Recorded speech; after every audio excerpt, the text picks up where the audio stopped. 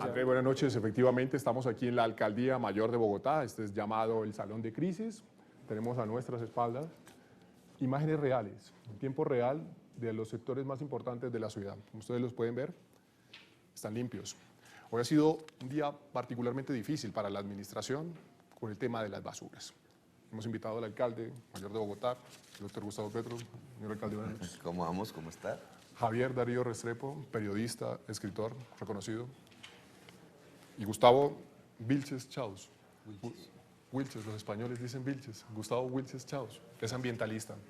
Y vamos a hablar sobre lo que ha pasado hoy en la ciudad, señor alcalde, y usted va a ser quien nos va a preguntar. Pero aquí tiene todo un escenario para que haga las preguntas. Pero lo primero va a ser, ¿cuál es el balance que usted tiene de la jornada de hoy? Positivísimo.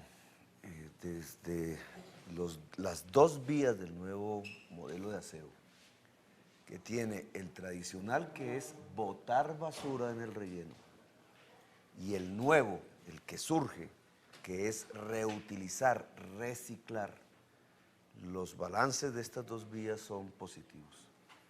En este momento hay 3 operadores en la ciudad de Bogotá: el operador público, 2 operadores privados, uno que va a terminar su contrato el 22 de diciembre, otro que decidió juntarse a la administración y coparticipar en el modelo tradicional de botar basuras en el relleno sanitario.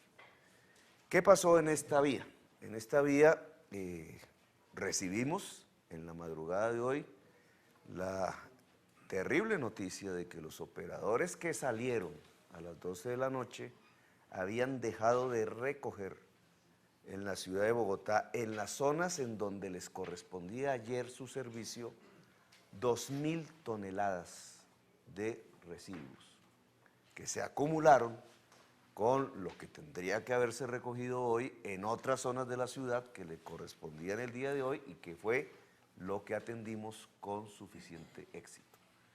Logramos una mitigación en las zonas que golpearon los operadores privados el día de ayer. Mañana iremos ya por esas zonas que le corresponde su día, y el servicio que hoy podemos mostrar en las calles, usted lo puede ver, en donde correspondió la mayor parte de la actividad, que fue, yo diría, heroica, de trabajadores que ganaron una mística, porque por fin se sentían en un trabajo decente, primer cambio. Antes estaban en cooperativas de trabajo asociado, sobreexplotados. Los recicladores en la otra vía que salieron con uniforme, que para ellos es de un alto valor. Los jóvenes que de diversas instituciones del distrito como IDIPRON salieron como voluntarios a zonas específicas a limpiarlas, asociaciones de jóvenes ambientalistas que hicieron lo propio en localidades como Teusaquillo. El balance final es que logramos recoger el volumen de toneladas que dejaron de recoger los operadores en el día de ayer, más todavía falta un tiempo, Lo producido en el día. ya con la proyección hasta las 12 de la noche, lo que se produce en el día. Es decir, recortamos la distancia que nos habían dejado. Mañana será otro día, pero este es el balance por el lado del aseo tradicional, que es botar basura al relleno. Ahora, la otra vía que empezó hoy a tener un impulso que antes no tenía, que es la aplicación del auto 275 de la Corte Constitucional, por lo cual hicimos toda esta operación, que consiste, es la orden de la Corte, en pagarle el servicio de aseo tal cual se le paga a los operadores tradicionales, al reciclador, a la recicladora, por recoger, transportar y depositar, igual que hacen los otros, pero en una bodega en donde se aprovechan para reutilizarlos. Esto que llamamos reciclaje tuvo como balance en el día de hoy, primer día de arranque de esta nueva percepción del aseo en la ciudad, 380 bodegas que en toda la ciudad, con pesas controladas por la administración, recibieron 6.000 recicladores con bolsas blancas, pesaron se planillaron y siguió el proceso, ya destapé la bolsa para la reutilización. ¿Qué significa esto? Que de los 14.400 recicladores que están en nuestro censo, que fue también ordenado por la Corte, llegamos a cerca de un 40% en donde ya comenzaron a pesar, es decir, a estar en el listado que permite pagarles de la tarifa de aseo, que es lo que ordena la Corte Constitucional, un 40% en el primer día.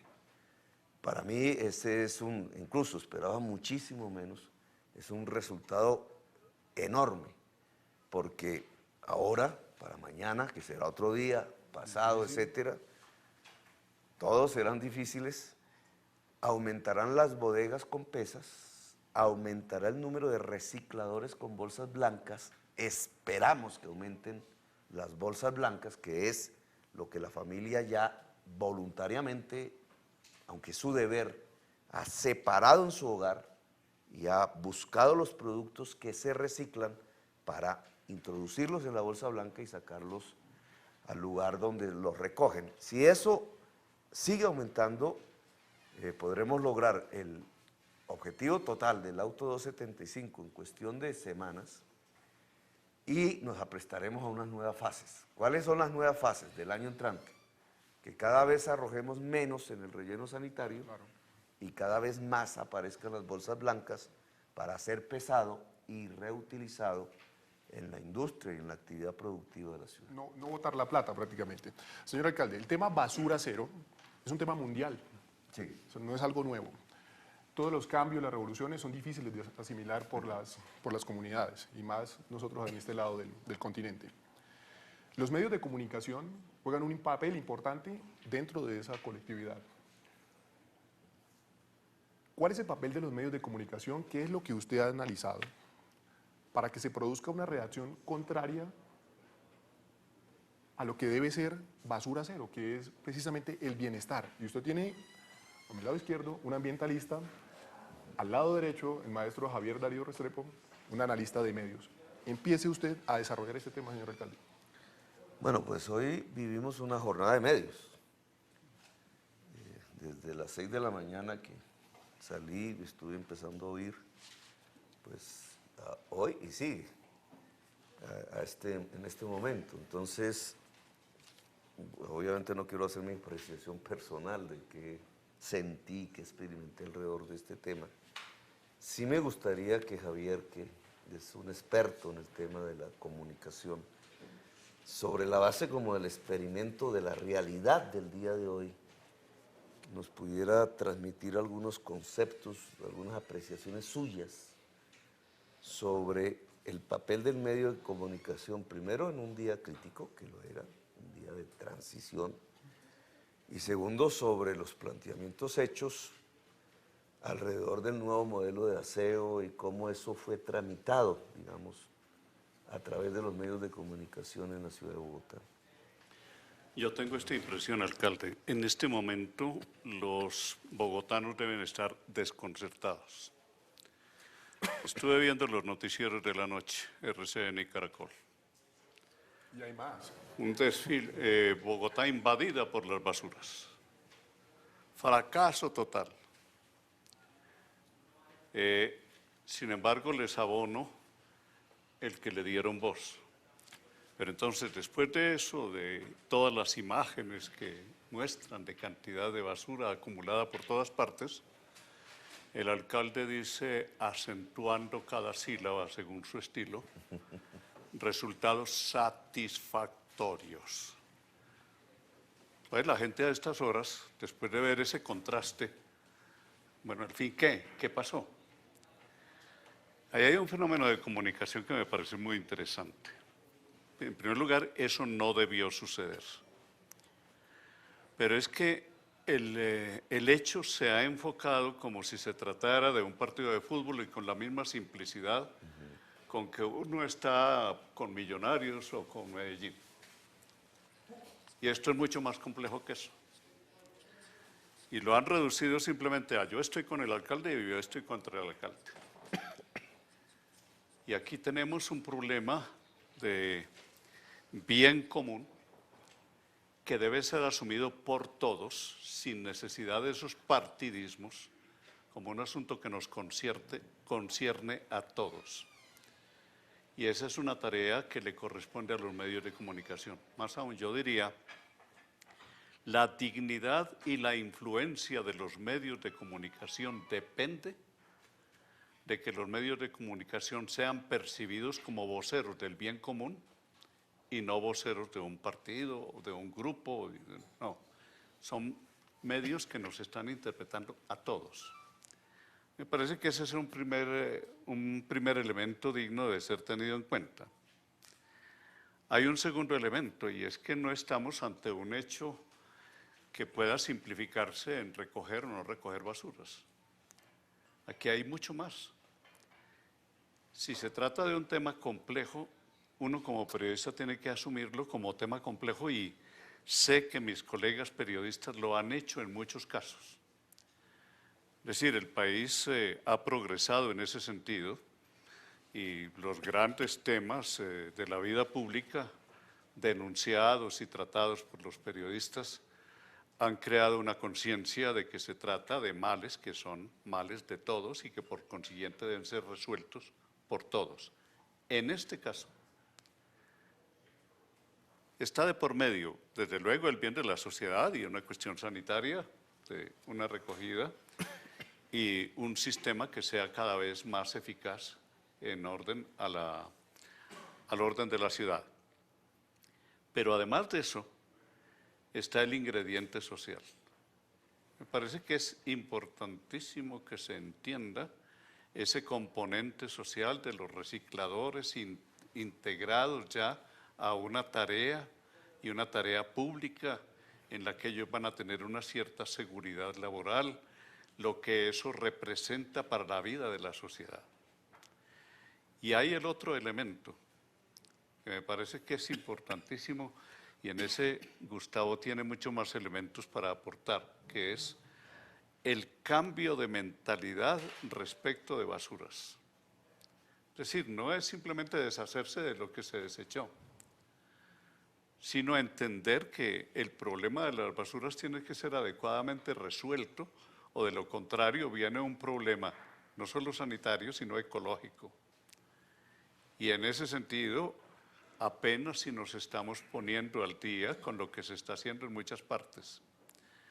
Y eso es la parte más difícil que yo le veo, porque se trata de cambiarle el disco duro a cada bogotano. No estamos acostumbrados a eso. Correcto. Y ese cambio de disco duro no es simplemente un formateo. Eso es un proceso largo, educativo, y como todos los procesos educativos supone tiempo, persistencia y sobre todo mucho amor.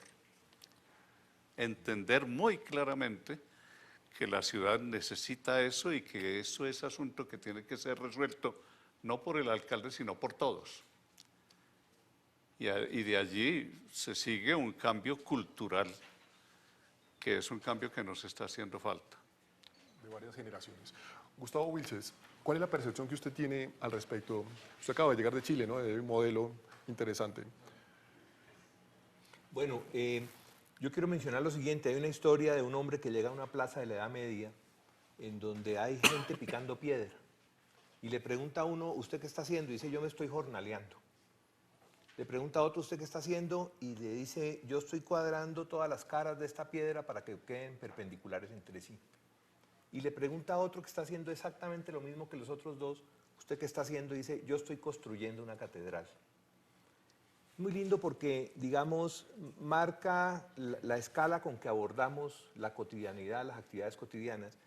Y refiero esto porque me parece que cuando cada persona en su casa se impone la disciplina de separar las cáscaras, por ejemplo, de los plásticos, de separar los papeles de otro tipo de residuos, no solamente está cumpliendo una obligación, digamos, impuesta por la alcaldía, o no solamente está haciendo un trabajo particular, digamos, de clasificación en la fuente, sino que está construyendo un modelo distinto de ciudad y un modelo distinto de sociedad. Y también me parece muy importante insistir en eso, en que lo que se está construyendo es un modelo distinto de ciudad, porque eso ayuda también a entender y a sobrellevar una serie de problemas que evidentemente se han presentado el día de hoy. Es decir, cuando la gente sale por la mañana y ve que la basura no se ha recogido, pues obviamente hay que entender que hay un momento de transición, que hay unos problemas logísticos, pero esos problemas logísticos se asumen de manera distinta si uno tiene una visión de futuro de a qué es lo que le está apostando, así uno piensa que el problema es simplemente garantizar que va el carro y se lleva la basura y la desaparece. Yo quiero complementar lo que, obviamente, después de hablar Javier Darío, todo lo que yo pueda decir va a ser complemento sobre lo de él, sobre el tema cultural, e insistir en algo que me parece importante, y es que el relleno Doña Juana debe ser un aula. Y así como para sacar cédula de ciudadanía colombiana debería ser absolutamente obligatorio llevar el certificado de que uno ha visitado el Museo del Oro, y si es habitante de Bogotá, de que uno conoce Chingaza y de que uno conoce la planta Wiesner, por ejemplo, también llevar el certificado de que uno ha ido al relleno Doña Juana. Porque ahí es donde uno se da cuenta de cuál es el verdadero impacto del modelo de consumo y del modelo de éxito que nosotros tenemos. No es gratuito, por ejemplo, que si normalmente llegan al relleno de Doña Juana 6.000 toneladas diarias de desechos, en Navidad aumenten a 6.500 esas toneladas. O sea, son 500 toneladas diarias que se producen por el concepto que nosotros tenemos de afecto, por el concepto que nosotros tenemos de Navidad, por el concepto que tenemos de, digamos, de éxito, y que va ligado a que seamos capaces cada vez de generar más desechos. Ahí hay un problema cultural muy grave, y es que los modelos de éxito los medimos realmente es en la cantidad de residuos que somos capaces de enviar diariamente al relleno Doña Juana y en la cantidad de gases de efecto invernadero que somos capaces de lanzar a la atmósfera. ¿Cómo te fue este año? Realmente no me fue muy bien porque solamente pude aportar la cuarta parte de lo que aportaba antes al relleno Doña Juana. Entonces yo creo que ahí hay un problema que no es de Bogotá, es un problema de la humanidad, y a mí hay algo que me parece interesante y se lo digo claramente. Yo admiro que usted haya asumido, digamos, ese desafío enorme, y no lo envidio, pero alguien tenía que asumirlo, digamos, de hacer este proceso pedagógico que no tiene precedentes. Normalmente quienes estamos en el tema de la educación ambiental reclamamos el hecho, en primer lugar, de que todavía existe. Creo que el hecho de que exista la educación ambiental es un indicador del fracaso, porque quiere decir entonces que hay una educación no ambiental que sigue siendo válida. Yo creo que la educación ambiental tendrá éxito el día que sea educación de calidad y que toda la educación sea ambiental. Pero la otra pregunta es cómo hacer que la educación ambiental llegue a quienes toman las decisiones y que no se quede solamente en la educación del niño o la educación del recuperador o la educación del ama de casa, sino llegar a quienes toman las decisiones. Y cuando la educación ambiental se convierte entonces en una política pública, en decisiones concretas que involucran, quiera o no, a toda la ciudad, se generan todo este tipo de problemas que se están generando en este momento. Entonces me parece que estamos viendo un momento muy interesante de la historia de Bogotá y un momento muy interesante de la historia de Colombia, en la cual todos somos parte, y que obviamente lo estamos haciendo alrededor de una estrategia que me parece que tiene la particularidad de que permite alimentar muchísimos pájaros con la misma guayaba. O sea, aquí no solamente es un tema de liberar el ambiente de unos desechos, sino es un tema de solidaridad social con unas personas que están prestando un servicio y que era un servicio que no tenía todo el reconocimiento ni social, ni económico, ni político que debería tener. Y usted, por supuesto, maneja las cifras mucho más que yo y me puede equivocar, hablo simplemente en temas de magnitud, pero si 8 millones de habitantes generamos 8 millones de toneladas y de esas 8 millones de toneladas solamente llegan 6 al relleno sanitario, quiere decir que alguien está retirando del ambiente, está liberando el ambiente de las otras 2, y esos son los recicladores. Yo leí hace poco un artículo de prensa donde alguien decía, eso ni genera riqueza ni genera empleo, pero resulta que hay 14.000 personas que en condiciones muy precarias sobreviven haciendo ese trabajo.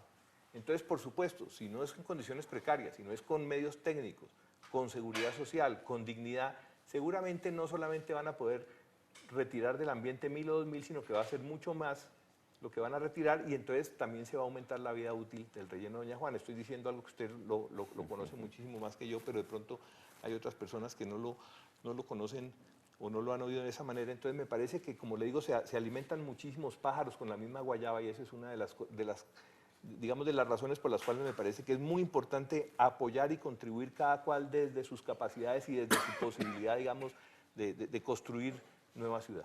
Se trata de una charla con el alcalde y ustedes, los televidentes, desde su casa también lo pueden hacer a través de la línea 353-8080, extensión 4812. Usted, alcalde, además de los invitados, tiene a funcionarios de su administración para hacer preguntas. Sí, todo el gabinete prácticamente ha estado aquí reunido. En un salón contiguo tenemos los gerentes de Aguas de Bogotá, del acueducto, evaluando, mirando, planificando sobre la base de los errores cometidos, cómo mañana es mejor, esta noche es mejor. Tuvimos una serie de sensaciones, digamos, sensaciones a lo largo del día. Este ha sido un día intenso, pero, por ejemplo, a las 6 de la mañana que llegué a Fontibón, donde se dio la largada de la flota, de volquetas y de trabajadores que ya estaban emocionados con la actividad nueva que iban a ejercer. Prendí el radio del carro y salía una noticia diciendo que había fracasado el modelo de aseo. Eso fue lo primero que escuché, que había fracasado, ya era un fracaso. Era un fracaso porque habían visto las montañitas de basuras, a veces no eran tan pequeñas, en los barrios, sobre todo de Usaquén, del norte de Bogotá, que habían dejado los operadores privados que no los recogieron, como era su obligación, en la noche y el día anterior. Entonces yo quedé así como chocado, ¿cómo así? En vez de que el medio dijera, no, es que no recogieron, no cumplieron el contrato, de que expresaran la realidad, entonces achacaban lo que había sido un incumplimiento del contrato por no recoger la basura el día anterior de los operadores privados como si fuera ya la falla predeterminada del nuevo modelo que apenas sí iba a lanzarse en la ciudad. Y entonces, digamos, ese fue un primer impacto, como si ya eso estuviera premeditado, como si eso ya se hubiera pensado que había que decir a las 6 de la mañana que había fracasado el modelo. Y a lo largo del día, cuando empezamos a ver las calles más limpias que nunca, por lo menos desde las últimas décadas, esquinas en el centro que siempre mantenían basura, terminaron absolutamente limpias. Y entonces los medios de comunicación iban llevando sus cámaras ya no a los lugares donde se podía ver la limpieza, sino a los lugares donde les decían que habían más basura, para poder sacar y tratar de generar la opinión de que toda la ciudad estaba así. Resulta que nosotros en estas pantallas cada vez veíamos calles más limpias y los ciudadanos iban observando a través de la televisión como si las calles estuvieran cada vez más sucias. Fue una de las impresiones que yo tuve este día, que quedarán para el recuerdo, digamos, pero que de todas maneras quería transmitirlo a usted, Javier. No sé si usted tuvo la misma impresión o cómo lo observó. Sí, exactamente la misma impresión, de que había un plan premeditado o una actitud asumida. Más bien rechazo lo de plan premeditado, sino la actitud asumida. A los periodistas nos pasa. La noticia más fácil de dar es la negativa. Es más fácil mostrar una bolsa de basura que una esquina limpia. Porque lo negativo no necesita mucha imaginación, necesita únicamente que tengas ojos y oídos. Pero ya para lo positivo tienes que aportar algo de análisis, algo de creatividad. Es decir, entra a trabajar la inteligencia. Y es el periodismo que se está necesitando en este momento. Mire, pensaba yo hoy, conversando contigo, lo que sucede con el proceso de paz. El proceso de paz es un proceso que si no es acompañado por toda la población, será un fracaso. ¿Por qué? Porque es un asunto de todos. Pero es mucho más fácil estar señalando los puntos en que parece que la paz flaquea. Lo mismo sucede con esto. Hay un periodismo que tiene que volverse propositivo, es decir, como una especie de plan, propósito personal. No presento ninguna noticia que no lleve consigo una propuesta, que es ese tipo de periodismo que siempre está construyendo, porque está estimulando la imaginación, el pensamiento de la gente para participar en respuestas, en soluciones, no para convertirse en parte de agravante del problema. Aquí estamos ante un problema que es de todos nosotros. Yo conversaba hace un rato con alguna persona sobre este tema y me contaba una experiencia que acababa de hacer. Vio que en su edificio estaban sacando de una manera muy inadecuada las bolsas. Entonces apeló a un recurso que puede ser un recurso muy valioso en Bogotá y en todas partes, las redes sociales. Entonces lo contó. ¿Por qué están haciendo esto si es posible hacerlo de esta otra manera? Y me decía como un gran triunfo, me llegaron en un instante 12 me gusta eso. Eso significa que se ha multiplicado la inquietud, la preocupación, la idea y sobre todo la convocatoria a hacer de esto un propósito común. Eso le hace bien a todo mundo. En cambio, lo otro le hace mal a todo mundo. Uno como periodista tiene que entender que está para que las cosas marchen bien. Denunciar, desde luego, cuando haya corrupción, cuando haya cosas mal hechas. Pero cuando se trata de asuntos como este, crear la conciencia de que es nuestro problema, no es el problema de la alcaldía, sino es nuestro problema. Un periodismo que trabaja así es un periodismo que comienza a influir. ¿Por qué? Porque está aportando soluciones y esas son las que se necesitan en el momento en que uno tiene que decidir. La población que encuentra en los medios de comunicación siempre propuestas y siempre ese tono positivo, siente que allí la están interpretando y cuando siente eso, los medios influyen. Y no nos digamos mentiras, los medios sobrevivirán en la misma medida en que estén influyendo. Desde luego. Desde luego. Señor alcalde, usted está acostumbrado diariamente a recibir las preguntas. Aquí tiene dos expertos para que usted le haga las preguntas. Bueno, vamos entonces con mi tocayo, el ambientalismo. Estamos en el reino de los Gustavos. En otra de las experiencias y sensaciones del día de hoy, precisamente por la mañana, y tiene que ver también con el medio de comunicación. Recibimos una ciudad en unos sectores con un exceso de acumulación de residuos en virtud de que no los recogieron anoche y en el día. Y los medios entonces usan eso y dicen fracaso, ¿cierto? Como acabo de escribir. Y entonces en la sensación de que la ciudad estaba colapsada, que había un caos, que Iba a explotar. sí, que nos íbamos a inundar de residuos. Entonces las familias, incluso sin que fuera su hora, sin que fuera lo que le tocaba hacer rutinariamente en el tema del aseo, empezaron a sacar bolsas de basura, es decir, complicado. Pero no porque ellos hubieran querido, sino porque sintieron caos y miedo producto de lo que le decían en la radio en ese momento.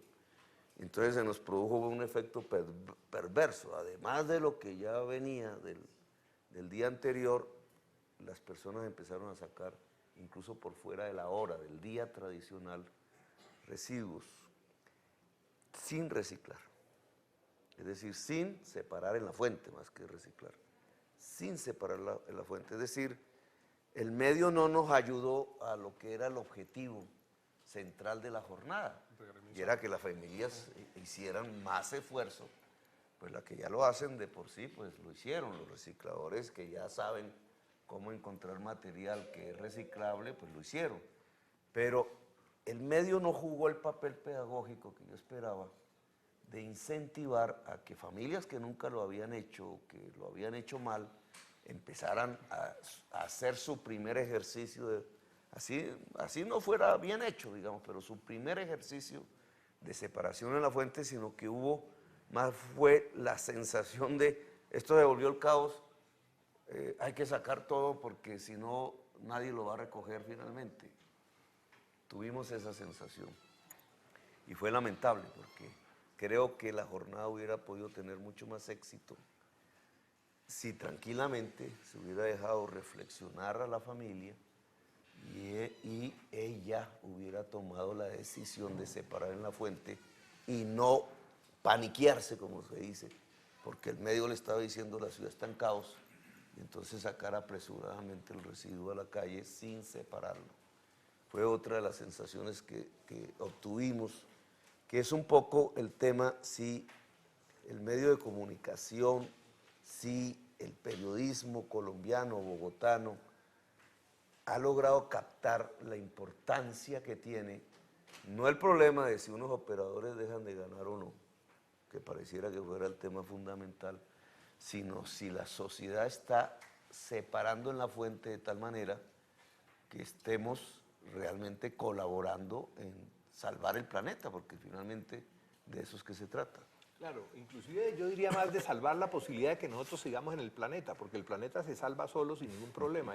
El cambio climático es la manifestación de los ecosistemas que equivale a lo de los indignados en las sociedades humanas. La indignación de los ecosistemas se manifiesta a través del cambio climático. Entonces yo creo que ahí hay que insistir muchísimo en ese trabajo pedagógico, en ese trabajo de largo plazo y por supuesto ligado a eso al reto logístico, que es muy complicado, el reto logístico de corto plazo, que es permitir que la gente se vea que sus desechos están siendo recuperados. Pero hay una cosa muy interesante y es que, digamos, esto que está pasando ahora no es aislado, así como el tema del agua tampoco es aislado. Sí, porque muchísima gente decía, ay, eso es lo normal y era comprensible, pero yo separo en mi casa lo desechable o de lo biodegradable de lo no biodegradable y cuando llega el camión llega y lo revuelve todo y se va para allá, entonces yo ¿para qué hago esto? Pero creo que en la medida en que la gente vaya viendo que hay una coherencia de política pública y de acción pública, pues se va a ir mejorando eso. Hay una cosa que yo no sé si eso es muy colombiana o muy de la especie humana, pero es eso de que con tal de tumbar al piloto, aunque nosotros vayamos dentro del avión. Eso es una cosa muy triste y uno lo ve acá todos los días. Pero creo que entonces, digamos, ese trabajo cotidiano, minucioso, amable, de que la gente reflexione sobre cuál es la manera como se relaciona y nosotros nos relacionamos con el planeta a través de cosas muy concretas como eso. ¿Qué es lo que nosotros desechamos? ¿Qué es lo que no desechamos? Entender que eso que llamamos basura realmente no es, o sea, un mínimo porcentaje es basura y un gran porcentaje es material que puede ser útil para otro tipo de usos. Yo creo que todo ese tipo de cosas, muy interesante, por ejemplo, vincular los colegios, vincular las universidades, vincular las organizaciones sociales, que todo el mundo vea que eso que era como un sueño inalcanzable en este momento está encontrando una política pública y un gobierno distrital que le va a dar ejemplo al resto de Colombia.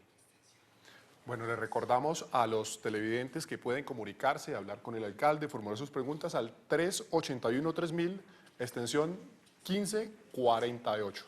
1548. 381-3000, extensión 1548. Alcalde, ¿qué ha pasado?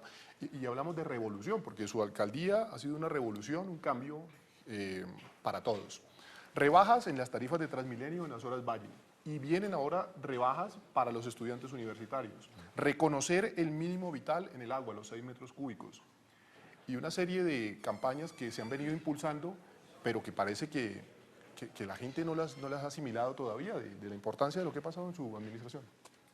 No, sí, digamos, los sectores de la población que se benefician de ellas se las apropian. Voy a ponerle un ejemplo, la peatonalización de la séptima, que es una medida, digamos, de priorización del peatón sobre el carro. Tiene que ver con la humanización de la ciudad. No porque en el carro no vaya una persona humana manejándolo, obviamente, sino porque el carro ocupa un espacio mucho más grande, que es un espacio público, que el peatón. Y produce una serie de hechos, ¿cierto? Contamina, vierte gases sin efecto invernadero al planeta, produce estrés, bueno, peligros, riesgos, accidentes, etc. Estrés incluso para el que maneja el carro. Peatón va tranquilo, y tiene otra connotación, tiene otra percepción de la vida si se va caminando. Entonces, el nivel de crítica cuando dijimos peatonalización, usted es un bruto, ¿cómo se le ocurre quitarle el espacio a los carros? Mire el trancón que hay, entonces ¿cómo así que menos espacio a los carros y lo que tendría que hacer es más espacio a los carros? Incluso no se hace el análisis racional de qué significaría entregarle más espacio a los carros, que no es más sino tumbar edificios, ¿cierto? Porque hay que abrir las vías, o que el segundo piso, y entonces el que podía ver el árbol ahora ve una montaña de cemento, ya no de basura, sino de concreto al frente. ¿Y qué produce eso en una ciudad? Pero cuando la gente empezó a caminar la séptima liberada, que ya vamos en 150.000 peatones, es el lugar de mayor número de caminantes de Colombia, caminantes hombres y mujeres, pues se apropió el espacio. Esos muchachos, muchachas, señoras, señores que hoy salen a caminar con mucha tranquilidad, a respirar mejor que lo que antes hacían. Antes pasaban 10.000 conductores, ¿cierto? Y los 100.000 arrinconados en las aceras. Ahora los 100.000 se volvieron 150.000 y caminan en todo el espacio. Los 10.000 conductores tuvieron que irse a otro lado. ¿Eso fue democrático? ¿Eso fue positivo? Pues resulta que esos 150.000 que hoy caminan la séptima a todas las horas se apropiaron de la séptima. Y va a ser muy difícil que a otro gobierno se le ocurra decirnos, ahora vamos a sacar los 150.000 personas para que 10.000 conductores entren a tomarse el espacio que antes tenían los y las peatones. Entonces, este tipo de apropiación de la gente de las medidas ha sido muy importante. Va a ser muy difícil que alguien le diga a una familia estrato 1 y 2, no, ahora te quitamos el consumo mínimo vital, te quitamos el derecho al agua y te elevamos la tarifa. ¿Qué va a pasar si hacen eso?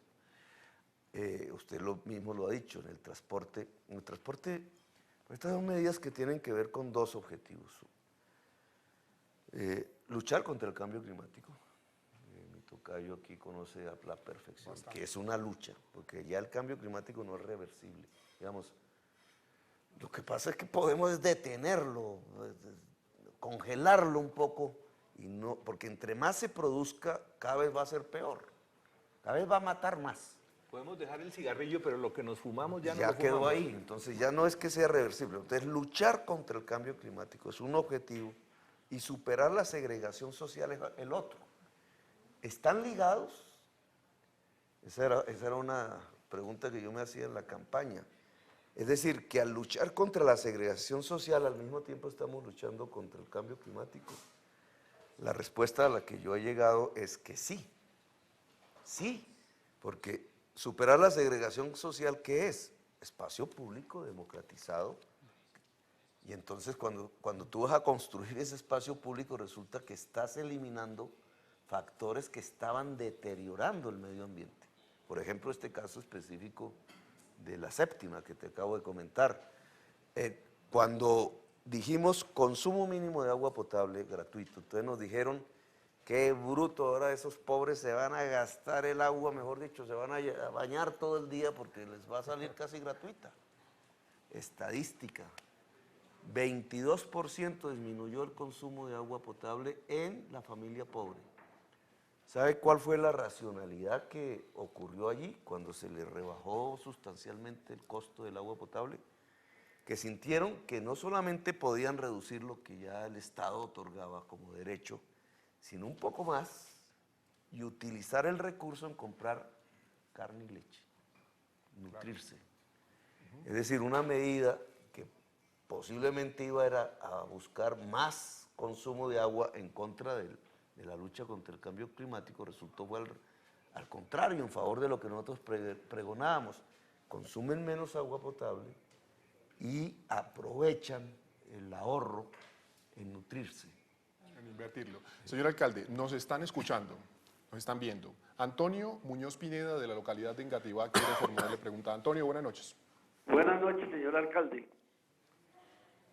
¿Cómo estás? ¿Qué tal?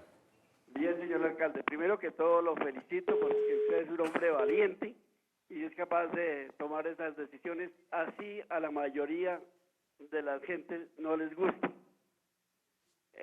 Hoy en los medios de comunicación y todos los días anteriores estaban diciendo que estaban en contra, que eso era un fracaso, que había que mandar la procuraduría, la personería, la contraloría, todas las IAS allá a que le torpedearan su labor. La pregunta es la siguiente, señor alcalde. ¿En qué parte conseguimos las bolsas blancas y quién nos suministra también las bolsas negras para poder nosotros hacer nuestro reciclaje en la casa? Bueno, también ha sido un proceso. Las empresas públicas que están en este momento asumiendo la labor de aseo en la ciudad empezaron una repartición gratuita de bolsas blancas, bolsas negras, se repartió 1 millón prácticamente estas bolsas. Muchísimos sindicatos, organizaciones de trabajadores, que entre otras era un movimiento social poco afín al ambientalismo, estaban más ligados al contrario, a la producción y acelerar la producción, empezaron también a solidarizarse con este esfuerzo y hicieron entregas gratuitas de bolsas blancas, bolsas negras. Entre esas recuerdo un sindicato que es la empresa de telecomunicaciones de Bogotá, que hizo un esfuerzo de sus propios fondos para ello. Pero ha comenzado un proceso interesante porque ya en donde se proveen estas bolsas, que no significa que las bolsas no sean reciclables, entre otras cosas, que es en las cadenas de supermercados, que es de allí donde la familia generalmente toma sus bolsas para usarlas en el aseo, empezaron ya varias cadenas a imprimir y a entregar bolsas blancas, bolsas negras. Una de esas cadenas es Éxito. Y es interesante porque entonces desde el mundo empresarial, ya no solamente desde el mundo de la base, de la sociedad, de los trabajadores, de las empresas públicas, sino en el mismo mundo empresarial empezó un proceso de colaboración que debe aumentar, obviamente, pero cada vez tendremos más supermercados que entreguen bolsas blancas, bolsas negras y enseñen. Se hacen parte del aparato pedagógico de la ciudad. Y esto, desde el punto de vista industrial, va a ser interesante. Había un señor Barents, creo que se llama, que le dijo que también esto iba a fracasar, porque el precio del material reciclable podía caerse, cosa que es cierta, ¿cierto? Pero que eso ya condenaba per se al fracaso del modelo. Se cae el precio si no aumenta la demanda. Aumenta la oferta, pero no aumenta la demanda. ¿Quién es la demanda? La demanda puede ser por productos, o sea, por materias primas que vienen de los residuos de las familias y que se utilizan para procesos de producción. ¿Quién es esa demanda? Esa demanda puede ser el Estado y indudablemente la industria. Entonces, aquí hay una experiencia que va en contra de la tesis de Barents, y es, si la industria aumenta su demanda por materia prima que es separada en la fuente, no nueva materia prima, que es lo que ayudaría a destruir el planeta, entonces la misma industria va a impedir que caiga el precio. Y el reciclador en toda la cadena, ¿no?, va a obtener, a partir de que no se caiga el precio del reciclaje, pues un mejor vivir. Es decir, se puede crear un círculo virtuoso económico, que es lo que esperamos generar, y no un círculo perverso, como en muchas ramas de la producción, que es lo que esperamos que no suceda. Es decir, que el reciclaje sea una rama de la economía que se instala definitivamente en la ciudad de Bogotá y que no es simplemente una cosa, digamos, de izquierdistas verdes, sino que es una actitud y una cultura de toda la sociedad y genera en sí misma riqueza. Porque es que no estamos hablando, mentalidad del siglo XX, de algo que no sirve para nada y votamos, ¿cierto? Incluso en la calle. Esta operación de hacer esto es considerar, primero, que esto no sirve para nada y votamos, y segundo, que en donde se vota, que es la tierra, el mundo, pues tampoco sirve para nada porque lo estamos destruyendo. Cuando se separa en la fuente, cambia completamente la mentalidad. Entonces, ya no hacemos esto, sino que separamos y guardamos en una bolsa.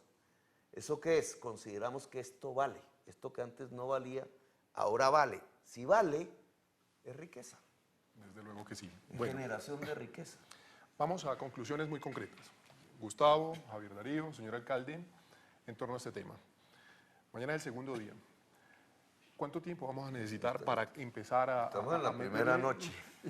En la primera noche y mañana el segundo día. Sí, mañana el segundo día. ¿Cuánto tiempo vamos a necesitar o qué vamos a necesitar para cambiar ese chip, como se han dicho? Empecemos por Gustavo, desde el punto de vista de cosmovisión ambientalista. Como le digo, esto es todo un proceso educativo, es un proceso de transformación de la relación que tenemos con el consumo. Insisto en la importancia de que se convierta el relleno de Doña Juana en un aula, para que por lo menos toda escuela, todo colegio, toda universidad haga por lo menos una visita con sus alumnos y alumnas o estudiantes una vez al año para que puedan saber cuál es el verdadero impacto que tenemos nosotros. Y hay que seguirle apostando a esa construcción, como hay que seguirle apostando también a redefinir nuestra relación con el agua, que es otro tema que está muy ligado a eso y que usted también lo ha asumido de manera muy clara. Y por supuesto, insisto, el gran reto es solucionar los problemas logísticos de esta transición, porque son en el corto plazo lo más visible, y usted mismo lo decía, lo que puede animar a la gente, lo que puede desanimar a la gente en un momento dado, pero todo el apoyo a esa propuesta y creo que todo el que tenga la manera de enviar un mensaje a su vecino, al taxista, en Twitter, en la columna del periódico, etcétera, tiene creo que la obligación, no con Petro, la obligación con el planeta Tierra y con el futuro de sus hijos de contribuir a la construcción de esa nueva ciudad. Javier Darío. Oyendo al alcalde caí en la cuenta de que los gobernantes tienen que ser educadores o no gobiernan. El tiempo en que los gobernantes simplemente expedían leyes y le encomendaban a la policía que las hiciera cumplir, ese tiempo se acabó. Ya la gente no come autoridad con palo, sino autoridad que tiene capacidad educadora. Eso me hace caer en la cuenta de la importancia que tiene que el periodista entienda que él también es educador y que toda noticia tiene un potencial educativo. De lo que se trata es de que ese potencial educativo se haga real y llegue a la sociedad. Y eso es posible. Yo me estaba acordando de mi pueblo. Mi pueblo se llama Jericó, en Antioquia.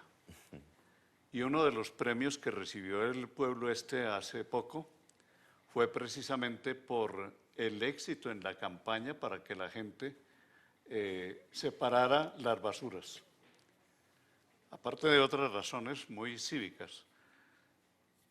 La gente sí está dispuesta a aceptar estas cosas si se utilizan los medios educativos adecuados. Y un periódico, un noticiero de radio, de televisión, tienen una inmensa posibilidad de educar y de cambiar los hábitos de la gente. Si lo hacen tratando de vender tanta basura que la publicidad nos está ofreciendo, ¿cómo no será posible para asuntos que son fundamentales y que no tienen discusión por parte de la gente? Porque es que lo que está en medio de todo esto que estamos conversando no tiene discusión. No tiene discusión que la ciudad tiene que ser limpia, que la basura es un problema no solo sanitario, sino estético, y que es asunto de dignidad. Por consiguiente, lograr que la gente entienda eso no es difícil. Lo difícil es cambiar los hábitos que vienen de atrás.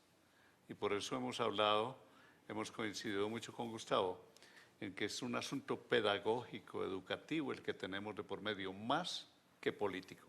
Y lo vamos a lograr. Muchas gracias, Un Javier último Darío. comentario, Toniel, es que yo creo que todos tenemos esperanza de que los diálogos de la paz en La Habana lleguen a algo concreto y positivo.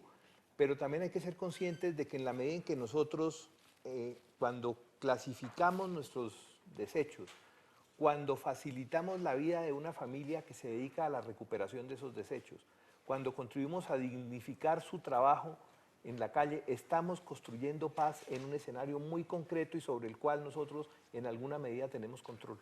Me parece que no solamente entonces estamos construyendo paz con el ambiente, que es absolutamente fundamental, sino que estamos contribuyendo también a construir paz entre los seres humanos. Y este es un trabajo que estamos haciendo desde el Canal Capital, una televisión más humana, construir, hacer pedagogía. Es una colaboración para el ciudadano, para entender las cosas de una manera diferente. Muchas gracias, Gustavo Wilches, muchas gracias, Javier Darío, muchas gracias por sus aportes. Señor alcalde, muchas gracias y esperamos que mañana sea un día diferente. Pues mejor que este. Ok. Muchas gracias a los televidentes, tengan ustedes una feliz noche y continúen en la programación del Canal Capital.